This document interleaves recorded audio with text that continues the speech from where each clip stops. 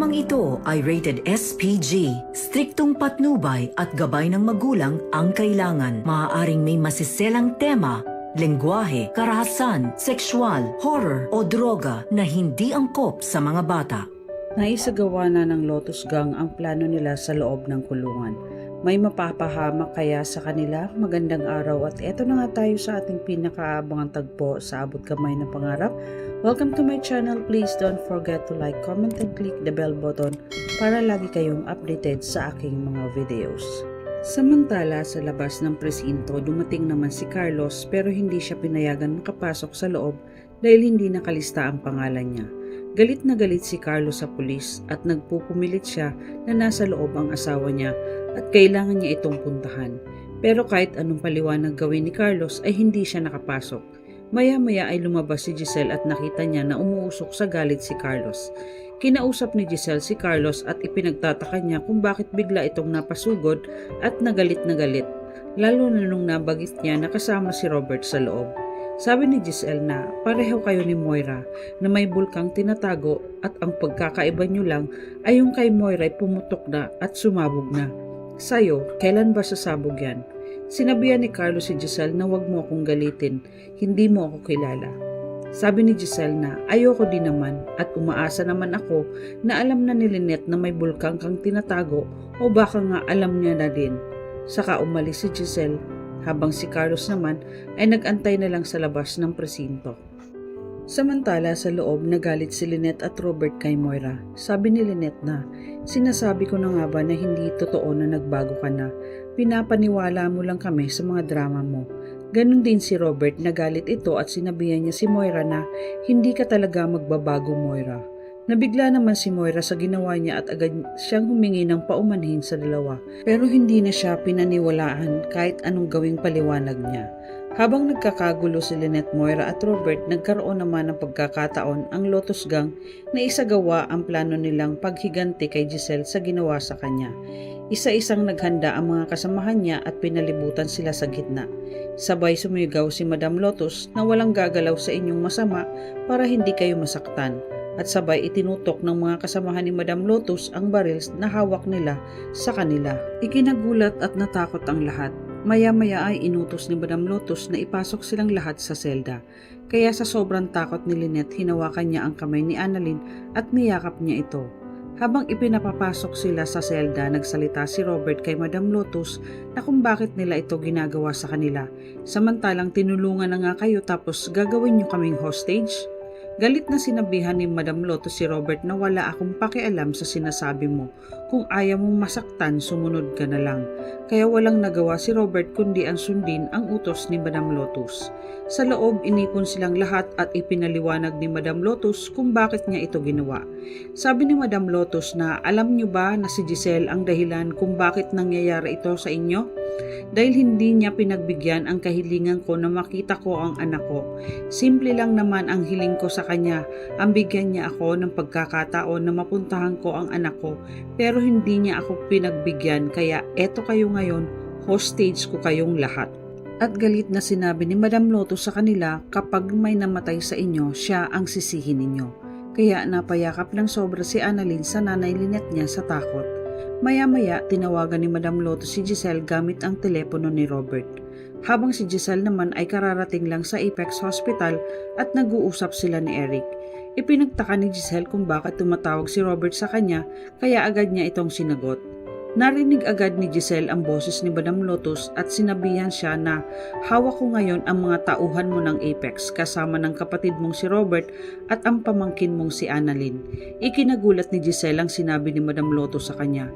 Nataranta si Giselle kaya sinabi niya na parang awa mo na, huwag mo silang sasaktan kahit ano gagawin ko. Ano ba ang kailangan mo? Sabihin mo lang. Sinabi ni Madam Lotus ang hiling niya ang makausap ang anak niya bago ito operahan. Kailangan kong marinig ang boses niya ngayon dahil kung hindi, may mamamatay na isa sa kanila. Umiiyak si Giselle na natataranta at sinabi niya na gagawin niya ang inuutos nito. Binigyan siya ng 20 minutos na palugit para tawagan siya ulit ni Madam Lotus. Pagkababa ng tawag ni Giselle, agad niyang sinabi kay Eric na kailangan itigil ang operasyon kay Carla. Tinanong naman ni Eric si Giselle kung bakit bigla niyang pinapatigil ang operasyon, ano ang nangyayari. Umiiyak na sinabi ni Giselle kay Eric na yung main hostage taker sa City Jail, anak niya si Carla Madrigal, at ang hiling lang niya ay marinig ang boses ng anak niya kaya dapat natin itigil ang operasyon. Narinig naman ng tiyahan ni Carla ang sinabi ni Giselle kaya pati siya ay kinakabahan. Hindi alam ni Eric ang gagawin dahil nag-uumpisa na ang operasyon kay Carla at malabo nang mangyari na makausap niya ito. Maya-maya ay dumating si Justin at narinig niya ang sinabi ni Giselle. Kaya sinabi ni Justin na baka pwedeng makatulong ang iniisip ko. Kung ang gusto lang naman niya ay marinig ang boses ng anak niya. Ako ang kakausap sa kanya at magpapanggap ako bilang si Carla. Napatingin ang dalawa kay Justin. Maya-maya ay tumawag na si Madam Lotus kaya ibinigay ni Giselle ang telepono kay Justin. Nagkunwaring si Carla si Justin. Habang nagsasalita si Justin, nararamdaman ni Madam Lotus na hindi si Carla ang kausap niya dahil kilalang-kilala niya ang boses ng anak niya. Kaya hindi siya maluloko ni Giselle. Pagkababa ng tawag, galit na sinabi ni Madam Lotus na sinusubukan talaga ako ni Giselle na yan. Maya-maya tinawag niya si Bogart at sinabihan niya na dalhin mo sa akin si Annalyn ngayon. At agad naman pinuntahan si Annalyn para dalhin kay Madam Lotus. Habang mahigpit na ang pagkakayakap ni Annalyn sa nanay niya, nilapitan ni Bogart ang mag-ina at sinabihan na kailangan ni Madam Lotus si Dr. Annalyn. Pero hindi pumayag si Lynette na ibigay si Annalyn. Nagmakaawa si Lynette na umiiyak, "Huwag niyong saktan ang anak ko, ako na lang ang kunin niyo." At nagiiyakan na ang iba nilang mga kasamahan dahil sa takot. Pero walang nagawa si Lynette nang tutukan siya ng baril, kaya nakuha nila si Annalyn. Samantala, habang nag-aantay si Carlos sa labas, nalaman niyang may nangyayaring hostage taking sa loob ng kulungan. Kaya ikinatakot ito ni Carlos dahil alam niyang nasa loob si Lynette. Habang sila Chang, Susan at Josa naman ay napanood nila sa balita ang nangyayari sa loob ng City Jail. Kaya abot-abot ang pag-aalala nila kay Lynette at Annalyn. Sa loob ng kulungan, nakaharap na ni Annalyn si Madam Lotus. Umiiyak na nagmamakaawa si Annalyn kay Madam Lotus na wag sila niyang sasaktan alang-alang sa anak niyang si Carla. Galit naman na sinabi ni Madam Lotus kay Annalyn na ang tita Giselle mo ang may kasalanan ng lahat ng ito. Kung sana pinagbigyan niya ako na puntahan ko ang anak ko sa hospital, sana hindi nangyari ang ganito. Nang biglang nagtanong si Annalyn kung siya ba si Leticia Madrigal at kung anak niya ba si Carla Madrigal.